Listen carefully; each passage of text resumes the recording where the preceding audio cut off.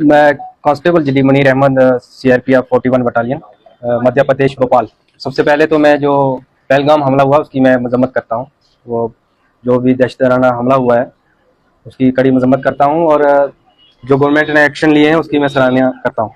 तो मैं आपको बता दूं कि मेरे साथ ये जो घटना घटी है, मैं इसको पूरा बयान करूंगा यहाँ, और प्राइम मिनिस्टर साहब से और होम मिनिस्टर साहब से मैं अपील करता हूँ कि मेरे साथ जस्टिस होना चाहिए। आपको पता है कि मैंने एक पाक नेशनल से शादी की। मैं आपको बता दूं कि 47 जब देश विभाजन हुआ उससे पहले ये हमारा परिवार इकट्ठा एक जगह रहते थे। हम यहीं तहसील बलवाल के हंडवाल गांव में। देश विभाजन हुआ उसके बाद हमारे परिवार बट गया, हमारे कुछ परिवार के लोग वहां चले गए, कुछ यहाँ रह गए। तो आपस में आना जाना मुलाकात चलती रही। तो उसके बाद जब हमारा टाइम आया तो हमारे माता पिता के द्वारा जो है बचपन में ही हमारी शादी तय कर दी गई। तो फिर मैंने सीआरपीएफ में ज्वाइनिंग की 2017 में।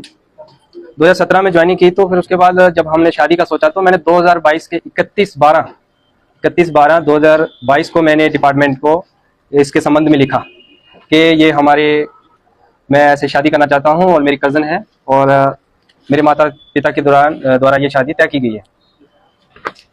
तो डिपार्टमेंट ने मेरी उस लेटर पे कुछ आपत्तियां लगाई, जिससे कि उन्होंने मेरे से मांगा कि शादी का कार्ड और शादी कौन सी जगह पे होनी वो, और शादी की तिथि। तो मैंने वो 2023 में वो सब क्लियर करके डेट शादी की फिक्स हुई, तो मैंने वो डिपार्टमेंट को दे दिया। 72 बटालियन सीआरपीएफ सुंदरबनी में मैंने वो आवेदन दिया। फिर वो मेरा आवेदन जो है डीआईजी रेंज हीरानगर के पास गया सीआरपीएफ। फिर उसके बाद वो आईजी सेक्टर सीआरपीएफ जम्मू के पास गया। तो उन्होंने कुछ और डॉक्यूमेंट मांगे मेरे से, जैसे सरपंच की डिक्लेरेशन अपने गांव की कि मेरी ये पहली शादी है और हमारे पारिवारिक संबंध है सरपंच से और डिस्ट्रिक्ट डेवलपमेंट काउंसलर से, और खुद मैंने एफिडेविट कोर्ट से और मेरे माता पिता ने अलग अलग एफिडेविट उसके साथ लगा के आईजी सेक्टर जम्मू में मैंने जमा करवाया। फिर उसके ऊपर जो मेरा लेटर है वो एसडीजी स्पेशल डीजी सीआरपीएफ जेके जोन के पास गया। फिर वहां से वो डायरेक्टेड सीआरपीएफ न्यू दिल्ली गया। वहां उस लेटर में कुछ समय लगा, 3-4-5 महीने का समय लगा। फिर उसके बाद 30/4/2024 को वहां से रिप्लाई आता है, ऑर्डर आता है कि हमने एजेंसियों के जो भी उनके संबंधित होंगे उनके द्वारा हमने उनकी सलाह ली कि इस केस को वेरीफाई किया। फिर उसमें उन्होंने बताया कि एक गवर्नमेंट सर्वेंट जो होता है 1964 के धारा 21(3) के तहत सरकारी कर्मचारी को अपनी जब वो किसी विदेशी से शादी करता है तो उसको अपने विभाग को या सरकार को सूचित करना होता है, इंटीमेट करना होता है। तो इसमें साफ लिखा है कि पूरी जांच पड़ताल के बाद ये पाया गया कि प्रार्थी ने डिपार्टमेंट को सूचित कर दिया है। ये लिखा हुआ, मैंने मार्क भी किया हुआ। ये डायरेक्टर डीजी सीआरपीएफ दिल्ली का 30/4/2024 का लेटर है। ये प्रार्थी ने सूचित कर दिया है। और नीचे ये मेंशन कर दिया कि इसमें एनओसी का कोई उल्लेख नहीं है, एनओसी का कोई प्रावधान नहीं है, सिर्फ सूचित करना होता है शादी के संबंध में। तो मैंने सूचित कर दिया, ये इसमें डायरेक्टरेट के ऑर्डर में क्लियर है। फिर इसके बाद में मेरे फादर कैंसर से पीड़ित हैं, वो डिपार्टमेंट को पता है, डिपार्टमेंट के थ्रू उनका इलाज भी चला है। फिर उनकी तबीयत अचानक खराब हो जाती है, तो हम दोनों परिवारों ने डिसाइड किया कि हम मैरिज कर लेते हैं, वीजे में अभी टाइम लगेगा, हम शादी कर लेते हैं। तो 24/5/2024 को हमने भी आए दोनों तरफ से, तो लाइव टेलीकास्ट पे हमारी शादी हुई। शादी के संबंध में मैंने शादी की तस्वीरें अपने विभाग को दी। उसके अलावा शादी का ये ऑनलाइन वेडिंग का कार्ड और जो भी मैरिज के संबंध में जितने भी डॉक्यूमेंट्स थे, मैरिज सर्टिफिकेट, ये मैंने सब अपनी 72 बटालियन के जरिए जमा करवाए। फिर उसके बाद मेरी वाइफ ने वीजा अप्लाई किया। तो 28 फरवरी 2025 को मेरी वाइफ को वीजा मिल गया था। वो विजिट वीजे पे 15 दिन के विजिट वीजे पे भारत आई। आने के बाद हमने 1 तारीख को 28 की रात में वो घर पहुंची। एक को हमने सुबह एफआरओ जम्मू में अपनी जो रिपोर्ट करनी होती है, कोई फॉरेनर जब आता है तो एफआरओ में रिपोर्ट करना होता है, तो हमने वो प्रॉपर वहां पे रिपोर्ट किया। तो एज ए वाइफ उसको साथ रहने के लिए लॉन्ग टर्म वीजे की जरूरत थी, एलटीवी। तो गवर्नमेंट की गाइडलाइन है कि जब कोई भी महिला जब किसी भारतीय से शादी करती है तो वो उस कैटेगरी में फॉलो करती है। तो हमने 4 मार्च को ही एलटीवी अप्लाई कर दिया, long term visa. Long term visa apply किया तो 13 मार्च तक उसकी पूरी प्रक्रिया चली, उसमें वेरिफिकेशन हुई सीआईडी पुलिस की। फिर उसके बाद 13 मार्च को वो इंटरव्यू हुआ, एफआरओ जम्मू का इंटरव्यू हुआ हमारा। इंटरव्यू होने के बाद ये देखो 13 मार्च 2025 6:02 PM पे ये जो मेल हमें मिली कि आपका जो लॉन्ग टर्म रिक्वेस्ट है, ये नंबर है, has been referred to higher authority for approval, ये एमएचए को भेज दी गई 13 मार्च को। 14 को हमारा वीजा एक्सपायर होना था, तो हम एलटीवी कैटेगरी में आ गए, हमें एलटीवी में स्टे हो गया। उसके बाद हम एलटीवी में रहते रहे, तो अचानक ये पहलगाम का इंसिडेंट हुआ, सरकार ने कुछ निर्णय लिए उस पर। हमें भी उस चीज़ का बहुत दुख है, मजम्मत करते हैं, हम उसके सख्त खिलाफ हैं। सरकार ने जो कठोर फैसले लिए हैं हम उसका समर्थन करते हैं। फिर अचानक से मुझे एक एग्जिट परमिट की मेल आती है, एग्जिट परमिट की एक मेल आती है, तो उसमें लिखा होता है कि आपको जो भारत से जाना पड़ेगा, आपका एग्जिट परमिट ग्रांट हो गया। तो मैंने जब बात की तो उन्होंने बताया नहीं नहीं आप एलटीवी में हैं। कुछ देर के बाद हमें एक मेल और आती है, ये 26 अप्रैल 2025 को 4:42 पे आती है, मेल आती है। इसमें लिखा है कि decision on your exit permit against application number stand cancelled, we are re examining your case, कि हमें नहीं जाना है, आपके केस के ऊपर दोबारा देखा जा रहा है।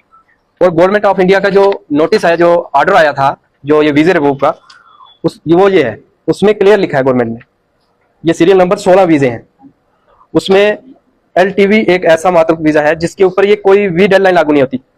एग्जिट परमिट जो है, एग्जिट वीजा, ये सभी हैं, एलटीवी वैलिड है। Issue of new visa allowed, new वीजे जो मिलेंगे वो सिर्फ यस एलटीवी को ही मिलेंगे, और ये ऑर्डर डेडलाइन जो है नॉट एप्लीकेबल, एलटीवी पे ये लागू नहीं होती है, ये क्लियर था। हम इस दौरान हम रहते रहे। फिर 28 में भी 28 या 27 को हमें तहसीलदार की तरफ से एक नोटिस आता है विजिट वीजे का, ना कि एलटीवी का। एलटीवी का उसमें कोई जिक्र नहीं है, विजिट वीजे का आता है। वो लिखते हैं कि आपका विजिट वीजा 22 मार्च को खत्म हो गया है। हालांकि हमारा विजिट वीजा 14 मार्च को खत्म हो गया था, 22 को नहीं हुआ, 14 मार्च को ही खत्म हो गया था। तो हमने उस टाइम हमें जाने के लिए बोल दिया, तो हमने अपने एडवोकेट अंकुश शर्मा जी से बात की, तो हमने हाई कोर्ट से अपील की कि हमारे साथ ये गलत हो रहा है कि हमने ये एलटीवी में आते हैं, हमने पूरी परमिशन से शादी की है, सीआरपी को इंटीमेशन किया हुआ है, सारे डॉक्यूमेंट्स लगाए। तो हाई कोर्ट ने उसको सुना, ये उस टाइम सुना जब जम्मू से पीसीआर से हमें रवाना कर दिया था पठारी बागा बॉर्डर के लिए।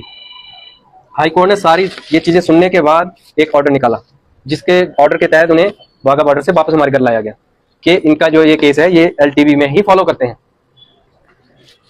जब घर आ गए तो कल अचानक मैंने कुछ सोशल मीडिया पे कुछ ऐसे न्यूज़ चैनल में मैंने सुना कि सीआरपीएफ जवान के खिलाफ कुछ एक्शन लेने वाली है, जवान ने कुछ वायलेशन की है। तो होते होते शाम के कोई 5:30-6 बजे कुछ 4 लोग डिपार्टमेंट के मेरे घर आते हैं। ये 41 बटालियन से आते हैं, कुछ जम्मू आईजी सेक्टर ऑफिस से आते हैं, सीआरपीएफ वन क्लाब से।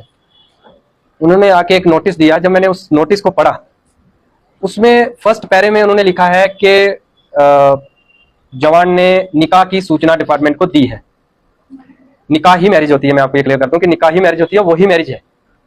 निकाह की सूचना दी है। उसके बाद वाइफ को वीजा खत्म होने के बाद इलीगल तरीके से यहाँ रखा। हालांकि ये एफआरओ की तरफ से हमें अप्रूवल है, जो कंसर्न अथॉरिटी है वीजे की, और एलटीवी में उन्होंने स्टे दिया और हाई कोर्ट ने इस चीज को माना है। और गवर्नमेंट ऑफ इंडिया की गाइडलाइन भी उस पर यही है, साफ क्लियर है, आप देख सकते हो, इस पे लिखा है नॉट एप्लीकेबल, इस पे लागू नहीं होता जो ऑर्डर निकला है एलटीवी पे। तो उस ऑर्डर में मेरे पे लिख दिया ये सब कारण उन्होंने कि इन्फॉर्म नहीं किया। हालांकि मैंने जब मेरी वाइफ यहाँ आई, मेरे पास अभी भी प्रूफ है, व्हाट्सएप में है, मैंने 72 बटालियन में विजिट वीजे की कापियां, अपने निकाह सर्टिफिकेट, ये फोटो, ये सब चीजें मैंने 72 बटालियन में भी जमा किए। तो 72 बटालियन में मैंने ये जमा किए थे। फिर उसके बाद जब मैंने 13 मार्च को एलटीवी का मैंने प्रोसीजर जो मेरा कंप्लीट हुआ, मैंने वो भी अपने 72 बटालियन को एलटीवी के लिए बता दिया कि मैंने एलटीवी में स्टे कर रही है मेरी वाइफ। 23 मार्च 2025 को मैं छुट्टी से रिपोर्ट करता हूँ। शिवखोड़ी रियासी में मेरी कंपनी थी 72 बटालियन की। वहां से फिर मैं हेडक्वार्टर जाता हूँ 25 मार्च को 2025 को, कुछ ट्रेनिंग के मामले में वहां भेजा गया था। तो 27 तारीख को अचानक सुबह, 27 मार्च को अचानक सुबह मुझे, हमारे मार्का होता है उसमें मुझे बुलाया गया डिप्टी कमांडेंट की तरफ से। तो मुझे बोला गया कि आपको ट्रांसफर कर दिया गया है 41 बटालियन भोपाल मध्य प्रदेश में, तो आपको वहां पे रिपोर्ट करना। तो मैंने वहां पूछा कि क्या कारण है। मेरा अभी 2027 में जेएनके का टेन्योर पुराना था, क्योंकि जो जवान छत्तीसगढ़ में पोस्टेड होता है तो वहां से उसे चॉइस मिलती है, छत्तीसगढ़ ऑपरेशन एरिया के बाद उसको चॉइस मिलती है कि आप कहाँ जाना चाहते हो। तो मैं छत्तीसगढ़ का टेन्योर काट के मैं चॉइस पोस्टिंग जम्मू में आया था। तो मेरा 2027 में ये टेन्योर कंप्लीट होना था यहाँ। तो मुझे अचानक कर दिया। मैंने कहा कि मैं डीजी साहब का इंटरव्यू लेना चाहता हूँ कि ऐसे मुझे अचानक क्यों ट्रांसफर किया जा रहा है। तो उन्होंने कहा कि नहीं, आपको अभी हमने आपका मूवमेंट ऑर्डर निकाल दिया है, आप चले जाइए, आप 41 में रिपोर्ट करिए, वहां से आप इंटरव्यू लीजिए। जब भी ट्रांसफर किसी जवान की होती है तो उसमें 15 दिन या 12 दिन का डिस्टेंस के साथ है, जो जर्नी टाइम होता है कि उस 15 दिन या 12 दिन के बाद उसको वहाँ हाजिरी करनी होती है, रिपोर्ट करनी होती है। मेरे उस ऑर्डर के नीचे लिख दिया जेटी नॉट परमिटेड, कि इसको जेटी नहीं दी जाएगी ना। जब जाता है जवान उसको रेलवे टिकट मिलता है, उसको स्टेशन छोड़ा जाता है, उसके लिए आगे की टिकट सारा संबंध। मेरे साथ ऐसा बिल्कुल नहीं हुआ, लेकिन फिर भी मैंने आदेश का पालन करते हुए मैंने मूवमेंट ऑर्डर लिया, मुझे गेट से बाहर कर दिया, मैं यहाँ से निकला। मैं ठीक बराबर 29 तारीख को मॉर्निंग में 41 बटालियन भोपाल पहुंच गया। मैंने वहां जाके रिपोर्ट की। मैंने जाते ही फर्स्ट इंटरव्यू में डिप्टी कमांडेंट सर के जाते ही उसी दिन मेरा इंटरव्यू हुआ। मैंने वहां पूरी कहानी बताई, ऐसे ऐसे मैंने शादी की, ये हुआ, उसके बाद मुझे ट्रांसफर कर दिया गया। तो मैं डीजी सर का इंटरव्यू लेना चाहता हूँ इसके संबंध में। तो उसके बाद सीओ सर का इंटरव्यू हुआ, तो सीओ सर ने कहा कि ठीक है, आप आवेदन दे दीजिए, आप सीओ साहब का इंटरव्यू ले लीजिए और अपनी शादी के संबंध में हमारी बटालियन को भी एक आवेदन दे दीजिए, ताकि हमारी बटालियन को, हमारे नया सेक्टर, नया जोन है, इसको भी आपकी मैरिज के बारे में इंटीमेट हो जाए। मैंने सारे डॉक्यूमेंट्स लगाए, डायरेक्टरेट का ऑर्डर लगाया सूचित होने का, मैरिज सर्टिफिकेट के सारे A to Z प्रूफ मैंने उसके साथ लगाए। और LTV का मैंने उसमें लिखा कि LTV का अप्रूवल के लिए MHA को किया हुआ है, जिसकी प्रक्रिया जम्मू FRO के द्वारा की जा रही है। उसमें मैंने क्लियर लिखा है, मैंने सूचित किया, वहां सबमिट कर दिया। और डीजी साहब का मैंने इंटरव्यू के लिए एक एप्लीकेशन दी वहां पे। डीजी सर के इंटरव्यू में मैंने वहां उसमें भी यही लिखा कि मैंने ऐसे शादी की, ऐसे सूचित करके मैंने प्रॉपर चैनल फॉलो करके मैंने शादी की। और मेरी वाइफ जम्मू में है, मेरे पेरेंट्स जो हैं बीमार हैं, फादर कैंसर पेशेंट है, डिपार्टमेंट उससे पहले अवगत है, डिपार्टमेंट के थ्रू उनका ट्रीटमेंट मैंने करवाया है टाटा हॉस्पिटल मुंबई में। तो डीजी साहब के इंटरव्यू की मैंने एप्लीकेशन दे दी, वो अभी अंडर प्रोसेस में, अभी मतलब उसकी अप्रूवल आनी है इंटरव्यू लेने के लिए। तो उस दौरान ये इंसिडेंट हुआ, गवर्नमेंट ने कुछ गाइडलाइन निकाली, तो मैं 6 दिन के लिए छुट्टी में घर आ गया। इसके संबंध में मैं घर पहुंचा उसी दिन ये नोटिस वाला हुआ हमारे साथ। हाईकोर्ट से अपील की, हाईकोर्ट ने हमारी बात को सुना, हमें रिलीफ दिया। तो फिर ये अचानक से 41 बटालियन की कमांडेंट सर की तरफ से ये लेटर कल मुझे रिसीव हुआ। उसमें उन्होंने इस चीज का उल्लेख किया है कि आपने डिपार्टमेंट को बताया नहीं, और उसी में एक चीज ये भी मेंशन की है कि निकाह के लिए बताया। निकाह ही शादी होती है, निकाह नामा ही मैंने उनको दिया है। और इस चीज को ये डीजी डायरेक्टर का जो लेटर है उसमें भी ये क्लियर है कि डिपार्टमेंट को मैंने सूचित किया है, और एनओसी का कोई उल्लेख नहीं है, सिर्फ इंटीमेशन करना होता है। तो इसके बरहस मुझे डिसमिस फ्रॉम सर्विस कर दिया। तो मेरी प्रधानमंत्री जी से और गृह मंत्री जी से अपील है एक जवान की हैसियत से ही कि मेरे साथ जस्टिस होना चाहिए। जब मेरे पास डॉक्यूमेंट कंप्लीट है, हर चीज मेरी प्रॉपर है, तो ऐसा क्यों? आगे का स्टेप क्या रहेगा? मैं न्यायालय जाऊंगा, मैं हाई कोर्ट जाऊंगा। इसके संबंध में मैंने दे दिए हैं डॉक्यूमेंटेशन इसके बारे में, कि ये कोर्ट देखेगा इसमें कि क्या मेरे डॉक्यूमेंट सही हैं, क्या गलत हैं, ये चीज वो जस्टिफाई होंगे।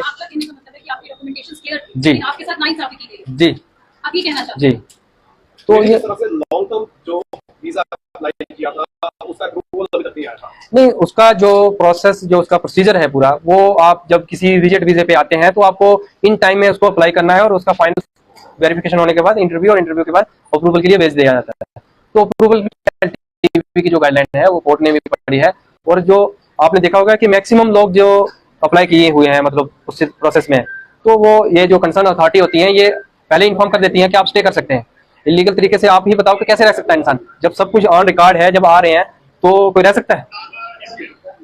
ये बात है। तो सर्विस से जो है डिस्कस करते हैं जी, तो इसके लिए आप क्या अपील करना चाहते हैं? नहीं, मैं प्राइम मिनिस्टर साहब से, होम मिनिस्टर साहब से, और जो भी संबंधित इसके मेरे अधिकारी हैं, मैं उनसे अपील करना चाहता हूँ कि जब मैंने प्रॉपर 2022 से ही मैं इसके संबंध में मैं सूचना दे रहा हूँ, और शादी से पहले भी मैंने सूचना दी, और शादी के बाद मैंने तमाम डॉक्यूमेंट्स मैंने डिपार्टमेंट को दी, तस्वीरें दी, ऑनलाइन निकाह की, मैरिज सर्टिफिकेट दिया।